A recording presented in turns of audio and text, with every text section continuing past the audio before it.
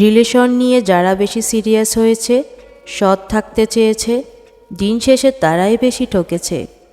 কিছু মানুষ একটা সময়ের পর প্রচণ্ড শক্ত হয়ে যায়, কিন্তু শক্ত হওয়ার পেছনে কতটা আঘাত তাকে সহ্য করতে হয় তার খবর কেউ রাখে না।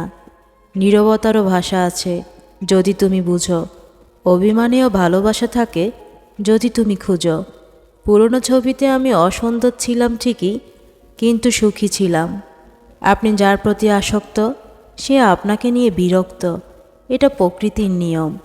বর্তমান মোবাইলের তুলনায় বন্দুক বেশি নিরাপদ, কারণ বন্দুকের গুলিতে তো মরে 6 জন, আর মোবাইলের থাবায় পুরো আস্ত একটা জাতি নিঃশেষ হয়ে যায়। সম্পর্ক অনেকটা ছেঁড়া বা পুরনো বইয়ের মতো, যার পড়া শেষ অর্ধেক ধামে বেচে দেয়। যে পড়তে চায় সে হন্য হয়ে খুঁজে বেড়ায়। নিজের বোনের জন্য যেমন ছেলে চাও, অন্য কারোর বোনের জন্য নিজে তেমন হও। জীবনে এতটাই হাসি খুশি থাকো, অন্য কেউ দেখলে সেও যেন তোমাকে দেখে খুশি হয়ে যায়। নিজেকে ব্যস্ত করে ফেলুন, কোনো কাজ না থাকলে শুধু ঘুমান।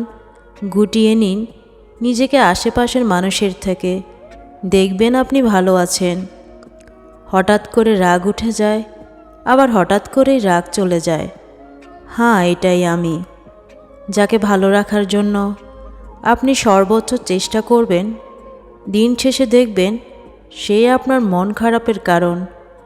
বৃষ্টি থেমে গেলে ছাতাটাকেও বোঝা মনে হয়, কালি ফুরিয়ে গেলে কলমটাও আবর্জনার ঝুড়িতে জমা হয়। অতিরিক্ত আপন হতে যাবেন না, দুঃখ ছাড়া কিছুই পাবেন না।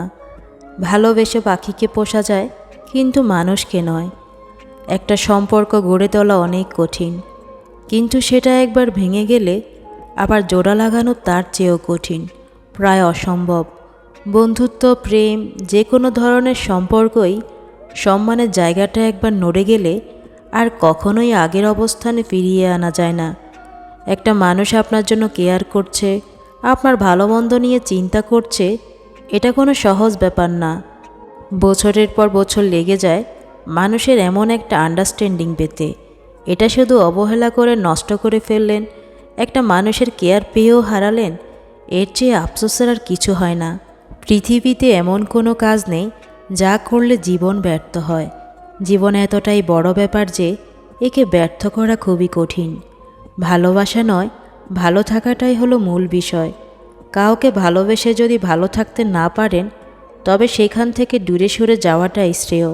মেসেজ কেন সিন হলো না, রিপ্লাই কেন দিচ্ছ না, লেটে কেন রিপ্লাই দিচ্ছ, কল দিলা না কেন, কল রিসিভ করলা না কেন, কই ছিল এতক্ষণ, অনেক ব্যস্ত, আমাকে সময় দাও না, আমাকে একদমই ভালোবাসো না।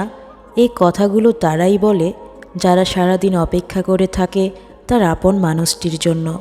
কিন্তু বেশিরভাগ ক্ষেত্রেই আপন মানুষটি এই কথাগুলো শুনে সিংহের মতো গর্জে ওঠে। কেনই বা তাকে কফিয়ত দিতে হবে? সে তো চুক্তিবদ্ধ নয়। কিন্তু সে আপনজনই জানতে পারে না কেন এত এত মানুষ থাকতে সে তার জন্য ছটপট করে। তারা কখনো জানতেই পারে না পৃথিবীতে হাজার হাজার মানুষের ভিড়ে সে নিজেই কারো পৃথিবী হয়ে বসে আছে। একটা সুন্দর সম্পর্ক বজায় রাখতে খুব বেশি কিছু লাগে না, শুধু একটু আন্তরিকতা লাগে, সম্মান লাগে। এটা যত্ন নিতে জানা উচিত। হারিয়ে ফেললে কিছু কিন্তু আর ফিরে পাবেন না।